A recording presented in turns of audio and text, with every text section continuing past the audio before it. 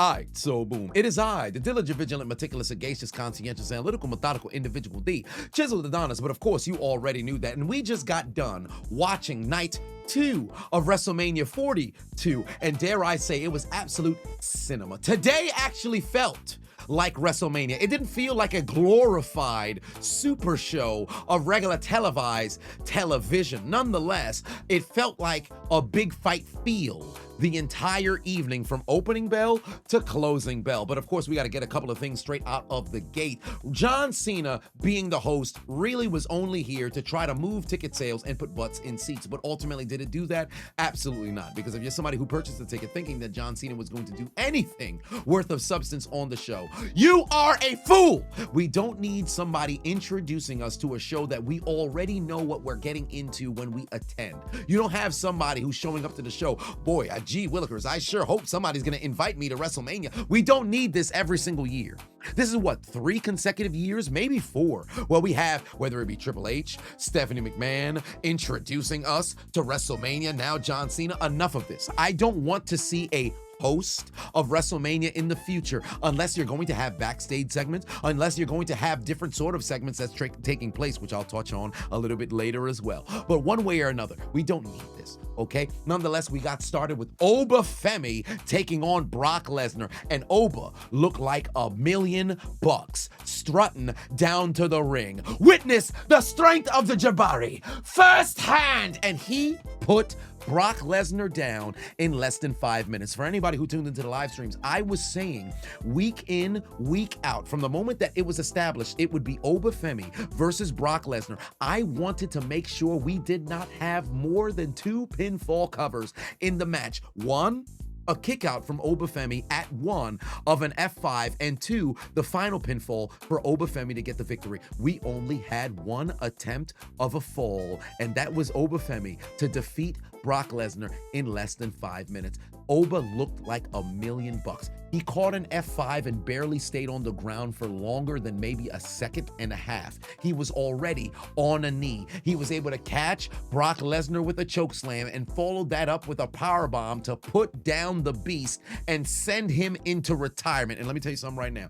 Regardless of how you feel about Brock Lesnar, this is one of the greatest wrestlers of all time. Truly one of the greatest athletes in the history of the planet Earth. And truly, as Pat McAfee once said, thank the Lord he's no longer part of professional wrestling. But one of the greatest things and the gifts that he ever gave us was the saying of Brock Lesnar being the alpha male of our species, because that's a perfect way to put the beast incarnate, the next big thing, I should say, and the next entrant into the Hall of Fame, headlining the class of 2027. If not, John Cena most likely will mess around a headline, but that's neither here nor there. Brock Lesnar puts the gloves, puts the boots in the middle of the ring, and a very teary-eyed beast embraced Paul Heyman on what appeared to be the final match of his career. And if truly this is it for Brock Lesnar, which we all thought it was going to be Gunther, who ends up putting him away in his hometown of Minnesota at SummerSlam, where Brock Lesnar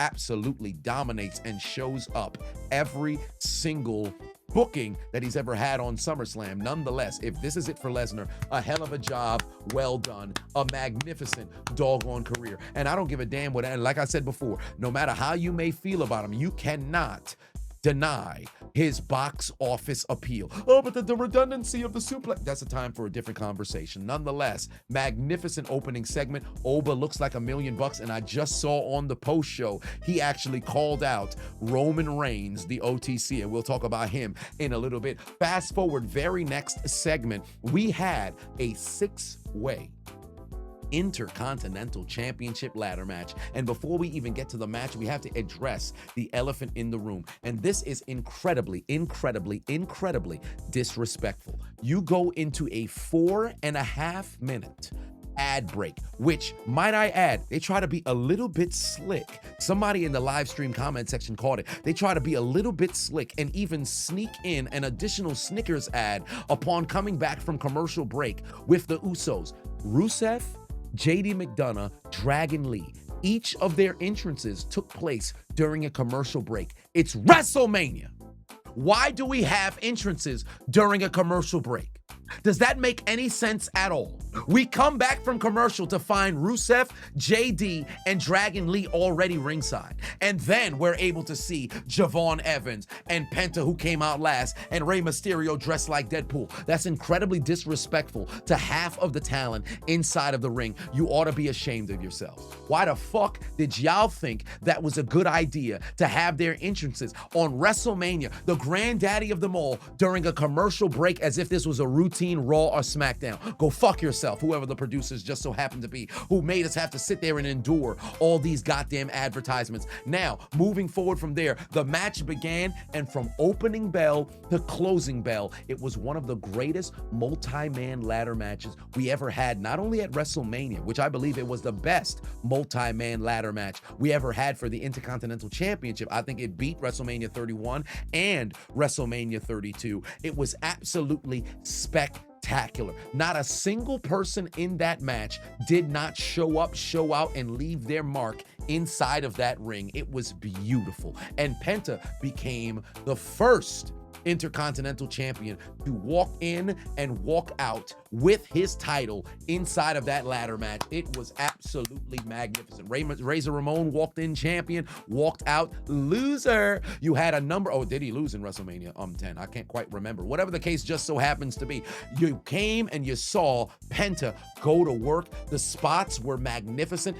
Everything looked incredibly seamless, although Rey Mysterio did go for the 619 on Dragon Lee and did miss when he had his head wedged inside of the ladder, but that's neither here nor there. One way or another, magnificent match. It was a 10 out of 10. Knockdown, drag out, beautiful. I absolutely loved it. Fast forward from there, we had the United States Championship on the line. Trick Williams taking on Sami Zayn. Sami Zayn worked heel, so clearly somebody is listening to the crowd. The people are starting to boo Sami Zayn, but I will tell you this much. One thing that absolutely enraged me was the insertion of Little Yachty. This man took a haluva kick on Friday Night SmackDown 2 weeks ago. He didn't even sell the injury upon coming to WrestleMania. He still accompanied Trick Williams on the entrance, in which Trick had a glorious cape that was maybe the length of a football field, if you will, as he made his way down to the ring. On Friday Night SmackDown yesterday, we heard Trick Williams say Sami Zayn ruined his entrance to WrestleMania. Just to have Little Yachty still be there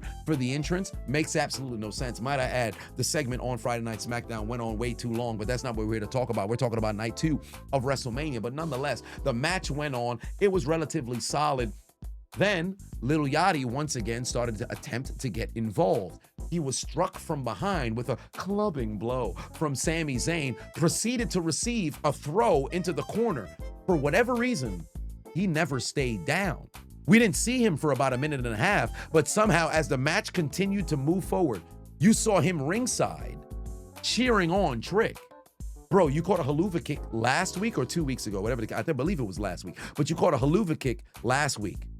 You caught a clubbing blow to the back of your head. You got thrown into a barricade. How the fuck are you just standing up, not even selling the fact that you just got assaulted? Makes no sense to me. This is the problem that I have with insertion of fans, or even furthermore celebrities into wrestling matches, because they don't understand the art of selling. When you happen to get struck, you're not an athlete for all intents and purposes. You're not a wrestler for all intents and purposes. Yes, it's choreographed, it's a work, but if you get hit, you have to sell the fact that you get hit. Little Yachty looked as if nothing was wrong with him. Trick goes on to win the doggone match, and this man gets an opportunity to stand in the middle of the ring and celebrate with Trick Williams as if this man wasn't assaulted at all.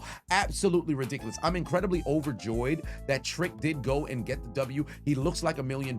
The crowd was on his side. Sami Zayn worked the match magnificently, and Trick is here to stay. The man is box office. He is absolutely money, and I cannot wait to see what the future holds for him. Fast forward from there, now we enter into the final half of the program. Yet another elongated period of time of ads. Might I add, after the ladder match, if I'm not mistaken, somebody can fact check me on this, because there was a moment, whether it was after Sami Zayn and Trick Williams or after the ladder match, there was about a 8.5 minute period of ads where they had the 4.5 minutes because they snuck in that additional ad once coming back from the commercials. Then they did a promo package, and post promo package right back into the ads. What are we doing?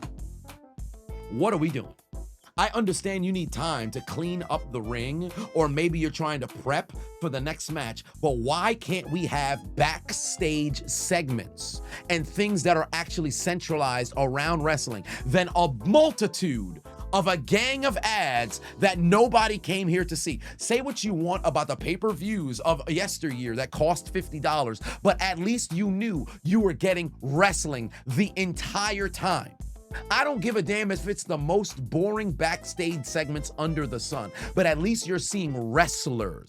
Even if they're not wrestling, it's people associated with the program. We didn't see R-Truth at all the entire weekend. And I know R-Truth is just there for a comedic staple and a laugh or whatever the case may be, but you could have had a segment in which even he was plugging ESPN, how to get the ESPN Unlimited. Whatever the case may be, you could have had something instead of the bulk share of ads that we unfortunately had to sit there and endure. It was advertisements mania, but I don't want to have to sit here and reiterate, reverberate, regurgitate same said sentiments that I had to say yesterday. And I misspoke in yesterday's video when I said it was about 2.5 hours of ads. That was incorrect. It was actually 126 minutes of total in-match working, right? It was about 51 minutes of entrances all combined and an hour and 18 minutes of ads, which is still sacrilegious. But fast forward to the second half of the program, the Demon, Finn Balor, taking on Dominik Mysterio in a no DQ match, which I thought was nice that they had it no DQ. As I stated previously on different live streams, I absolutely hated the fact that they decided to go and spoil the return of the Demon, announcing it in an effort to go and move ticket sales. But nonetheless, here came the Demon with the Demon written on his back, as if it was some sort of jersey, if you will. And he made his way to the ring, and they had themselves a very nice match. But on two different occasions, you had moments in which you had Mysterio go for frog splashes, did not work out in his favor. Nonetheless, the Demon was able to go and put Mysterio through a table with the coup de grace to go and win the match, and it was a magnificent W for the Demon, and hopefully that closes the chapter between him and Mysterio. But it was a solid match for all intents and purposes. I thoroughly enjoyed it. I was sports entertained, and anytime I see Dominik Mysterio take a loss, I'm over the moon. I just wish that the Demon continued to tap into demonic things and potentially grabbed a razor, shaved off that goofy mustache, and proceeded to shave off the hair of Dominik Mysterio, because nobody wants to see that goofy mustache nor that mullet whatsoever. Everything bad that can transpire to Dom, I want to make sure it happens yet again, not only for the remainder of his tenure in WWE, but for the rest of his life. I hope every time he lays his head down to go to sleep, the pillow is incredibly warm. I hope every time he goes to tie his shoelaces, no matter where he may be going. You could be running regular errands. You could be going somewhere to go pick up your wife. You could be going somewhere to get ready to go to work. I hope your shoes untie and your shoes fall off of your foot. I hope your socks are incredibly wet whenever you take them out of the dryer, so you have to go and utilize another cycle. I hope all the food that you take out of the microwave refuses to be heated and they're incredibly cold. I hope the ice maker inside of your fridge no longer works. I hope the washing machine in your house happens to default to where it's just filled with water, but the soap is unable to be utilized. I hope everything within your vehicle happens to fall apart and your cat converter falls from underneath your vehicle. I hope everything bad that can transpires in your life. Of course, without you, ultimately losing your life or anybody next to you, but that's neither here nor there. But Dominik Mysterio taking a loss, that is a victory for everybody, everywhere. Fast forward to John Cena coming down to the ring to announce to the populace the attendance of the evening. And one of the things that I absolutely hate that WWE does since WrestleMania had become a two-night event, and they did it at SummerSlam as well while I was there in attendance last year, they make it seem as if you're combining the attendance of both nights. You do recognize that you sell bundle tickets, right? You do recognize that the resellers sell those very same bundle tickets. A multitude of the people that you see on night one, you will see them again on night two. Stop with this total attendance record of over 100,000. You know damn well you don't even believe that. Stop insulting our intelligence. We're not stupid. The only time you ever eclipsed over 100,000 people was at WrestleMania 32 down in AT&T Stadium in Jerry World. Stop playing with our intelligence. You know goddamn well you had 55,000 people in there allegedly. On Sunday, you had 50,000 some people and change there yesterday. Add one because of Bianca Belair's pregnancy and leave it at that. Stop with the combining. Activate my spell card. Polymerization being utilized over here. Get Trunks and Go 10 to go do the fusion. Ha! Stop it! You didn't have over 100,000. Nonetheless, The Miz and Kit Wilson made their way ringside, and here came Danhausen with a platoon of midgets to accompany him in cursing? Kit Wilson cursing? The Miz? And one way or another, it was a very fun segment, but this could have took place on SmackDown. This could have took place on Raw. Main event, speed, anywhere but WrestleMania. Mind you, I don't mind the fact that it happened because I would have preferred this over an ad. That being said, nonetheless, it was time for, this actually took place before the main event because Cena did announce next up, it's the main event of the evening. So it was Rhea Ripley versus Jade Cargill just before that particular segment, but nonetheless, my thoughts on it still stand the same. And then we'll touch on the main event to close the doggone video. But we had Rhea Ripley versus Jade Cargill. Jade Cargill came out looking absolutely scrum-diddly-yumptious with the beautiful attire, and I was sitting there standing at attention, that I add. Finger licking good. Whoa, that lady was born and bred to be Storm. But that's neither here nor there. Y'all got to get your head out the gutter. And then Rhea Ripley made her way down to the ring. Let me say this regarding Rhea. Nobody loves their theme song more than Rhea Ripley. I hope they never change it. I really hope they never remix it to where Rhea has to sing it. But my God, you talk about a sing-along of the theme song. Rhea Ripley can host a sing-along karaoke anywhere in the world. And I promise you, nobody will sing her theme song harder than her. She came out looking like $1 million nonetheless. The match began, the bell rung, and in my opinion, this was Jade Cargill's best one-on-one match in WWE. I think it eclipsed her match with Naomi last year, just narrowly, but nonetheless, it was a magnificent match. I was a little bit disappointed we had interference from Michin and B-Fab, but wherever the case may be, here came Io Sky coming down to the ring when she could have had a match with Asuka. There was more than enough space on the card. You could have even had Kairi Sane be the special guest referee because we didn't have Kairi and Asuka and the Kabuki Warriors participate in the four-way tag team match yesterday. We could have had that match on the card. 6 matches on the card today. It's live on ESPN. You mean to tell me you couldn't mess around and have that on the card? Roman Reigns making his entrance right now during the post show, but that's neither here nor there. Disappointing, but Io Sky made her way down to the ring, made sure to make quick work of Michin and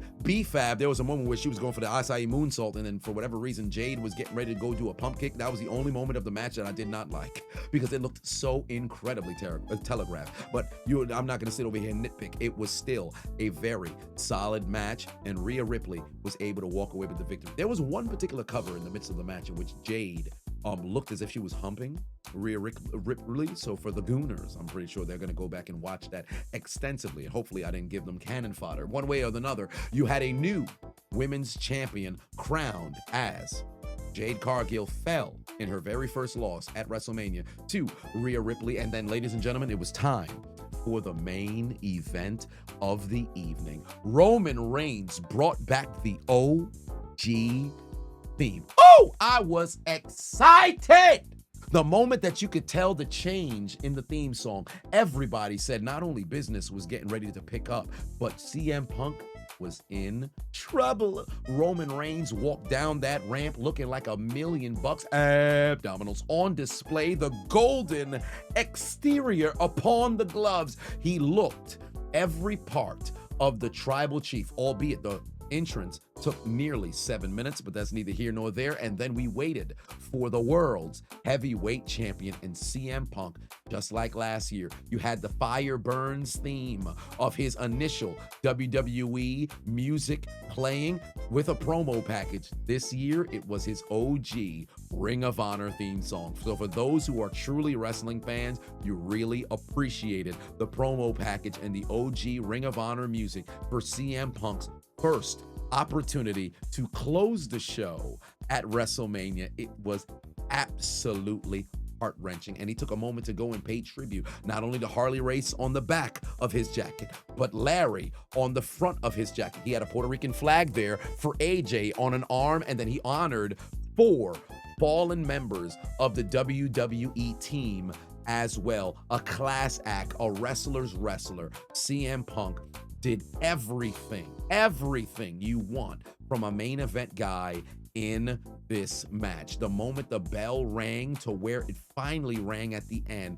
where Roman Reigns walked away with the W, it was magnificent. A knockout, drag out, classic 10 out of 10 match. The only criticism that I have for the match is this: Roman Reigns grabbed the stairs, and one, I understand the devil's advocate here is the fact that it's the main event of WrestleMania. There's no way the referee is going to deem it a DQ. What I would have liked to see is Roman grab the referee by the neck, grab him by the shirt, and say, if you DQ me, I'll have you fired. Similar to what we had with The Rock 2 years ago at WrestleMania 40, but we understood the dynamic. The Rock is part of TKO brass. So if he tells the referee, if you try to DQ us, I'll have you fired, he has legitimate, claim to be able to do that. Roman Reigns literally deliberately took the stairs off of the bottom attachment, struck Punk right across the face, lacerating the forehead, forcing the man to now bleed profusely, and somehow the referee just sat there and let it slide. Furthermore, the referee, or I should say the commentary, I believe it was Michael Cole or Corey Graves,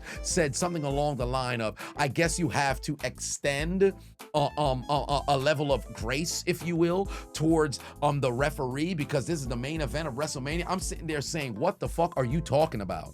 And again, I recognize I'm not trying to be super nitpicky. I'm not trying to be super nitpicky, but there's rules that are rules for a reason. We've seen and now if you're trying to convince me that the DQ is only at the referee's discretion, by that moniker, what's even the purpose of believing that you're going into a match where DQs are enabled, as they would be in a video game, but where DQs stand? If the referee doesn't call it, that's a corrupt referee. I think Punk would have all of the reason to raise a gripe, this upcoming Raw in less than 24 hours, if that was a particular case. But that's neither here nor there. That was my only criticism, the fact that there wasn't something said by Roman to the referee to why he was able to get away with utilizing the stairs, because that's a DQ any day of the week, any match in any promotion, in a regular match that's slotted for one fall. If you wanted to have that particular spot happen, you could have had a referee bump that we usually see in all Roman Reigns matches, but surprisingly enough, this wasn't one of them. Nonetheless, the match moved on and Roman walked away with the W after a magnificent show of wrestling psychology. On 2 different occasions, you had announce tables break, which was beautiful, but CM Punk hit Roman Reigns with a go to sleep for the 2nd time in the match. Roman bounced off the middle rope, landed onto the shoulders of CM Punk, and when Punk was trying to get up to hit yet another GTS, he collapsed. The man is 48. They've just went at that particular point probably well over 20 minutes. I don't think they had reached the 25-minute mark just yet, but they were very close to it. And he just simply was too exhausted. And Roman was able to take advantage of that and put down Punk. It was beautiful. It was a magnificent match, and that concluded WrestleMania. I think WrestleMania Night 2 was the essence of what WrestleMania was about, of course, aside from all of the extensive, ungodly, incredibly redundant ads that continued to run throughout the night. But aside from that, it felt like WrestleMania. It felt like big match feels. It felt like it was larger than life. It felt like the culmination of a season reaching its climax. If only that was the case for night one. I saw a couple of people send me some tweets throughout the days saying, or I said throughout the days, throughout the day, I should say, of where there was speculation that they purposely had left people with a sour taste in their mouth for WrestleMania night one so that night two would feel over the moon. I think that's incredibly idiotic, and that would be a terrible business decision, because if you're leaving night one so disheveled, so disgusted at what you saw, why would I even want to tune in to night two? I might just say to hell with it, but that's neither here nor there. I'm just hoping that going forward from now, they would listen to the outcries of the populace, because once again, this show was shorter than yesterday. We only had 6 matches. And according to the Times, I believe that all but maybe 2 matches had eclipsed the 10-minute mark. Oba and Brock was under 5. Trick Williams and Sami was under 10. But Jade, Cargill, and Rhea Ripley, I believe they just passed 10. I believe also the ladder match was about 15 some minutes, if I'm not mistaken, as well. And then, of course, in the main event, that one ran, an incredibly good period of time. And Dom and Finn, I think that was about like 12, 13 some minutes or so. So given that's the case, you 100% could have had Io Sky versus Asuka with a special guest referee of a Kairi Sane on the card. And furthermore, you could have gave more time to the wrestlers and less time to the ads. I'm curious what the total amount of time breakdown just so happened to be, because yesterday's show was 3 hours, 55 minutes. Today's show was about 3 hours and let's just say about 20, maybe 30 some minutes. I'm curious what the breakdown just so happens to be. But for WWE, my number one criticism is this: enough with the advertisements. You're doing too much. You came over to Netflix, and we're experiencing it on Netflix, we're experiencing it on SmackDown. It feels so incredibly excessive. It feels as if you're coming here to watch ads and the wrestling is getting in the way. Stop it. Stop it. Stop it. We came here to enjoy a wrestling show. As I stated in the previous video, and I stated on the live streams throughout the weekend, go back and watch any WrestleMania between, I'll go from 2000 up until let's go 2019. Were there commercials? I mean, on the later, portions, once they got to like the WWE Network and stuff of that nature, then to a degree there kind of was. Or I should say the Peacock, not really the WWE Network. But it was seamless. Yes, you have to have time in between to go and clean up stuff, but you can transition from the cleanup in the ring to a backstage segment. It doesn't have to run incredibly long. You can have multiple different backstage segments. Go back to the early days of WrestleMania in the early 2000s. Remember when you used to interview the wrestlers before they got ready to go to the ring? I'll just continue to reference the greatest WrestleMania of all time, WrestleMania X7. You had promos with The Rock leading into his match later that evening in the main event of WrestleMania. Pardon me, I believe it was actually WrestleMania 19. I don't know if they spoke to The Rock WrestleMania 17 prior to the main event, but nonetheless, you could have conversation. You could have intercepted Roman Reigns or CM Punk or Jade Cargill or Rhea Ripley at any point throughout the night and heard words from them, a final opportunity to build hype to your match so that the people who are not only there in person can look at the jumbo screen rather than watching the people clean up the doggone ring. You could have the people who are at home watching and paid money to tune into the program sit there and see, yo, this is about to go down in a little bit, rather than having to go and watch dumbass fucking commercials that serve no purpose nor correlation with goddamn wrestling. It's ridiculous. I don't want to care about the goddamn general and insurance. I don't give a damn about Capital One at this particular point. I'm trying to tune in to see what's going to transpire on the program in that 20 by 20 foot ring. Somebody correct me if I happen to have the dimensions wrong. I have no desire to see all these damn advertisements. It's getting out of hand. Enough of that shit. But overall, night 2 was magnificent. Oba Femi looked like $1 million. The ladder match was absolutely magnificent. Trick looks like the next big star. The Demon has finally returned. Rhea Ripley has climbed the mountain and dethroned Jade Cargill, and Roman Reigns stands atop the mountain once again with the finger held high as the head of the table. That is how you do WrestleMania. That is how you close a show, and I'm hoping they can build off of this momentum so that as we get ready to lead into WrestleMania 43, hopefully not in Saudi Arabia. If they can mess around and relocate it and bring it back to the States, that would be magnificent. But if it's unfortunately in Saudi Arabia, I would hope that they actually book it relatively good and Titus doesn't find himself running down the ramp and falling down the goddamn ring. That's neither here nor there, one way or another. I would hope they're able to put forth a good product for the next year. I appreciate you guys tuning in to the live stream. For those who were able to pop in, let me know your thoughts in the chat room, or I should say in the comment section, regarding what you believed WrestleMania Night 2 was. I think we all unequivocally can say it was head and shoulders better than Night 1, and I really, really, really am curious of all of your thoughts on the potential confirmed, if you will, because I don't know if they mentioned it during the post-show, retirement of Brock Lesnar as well. I look forward to the dialogue in the comment section. Well done, Night 2 of WrestleMania.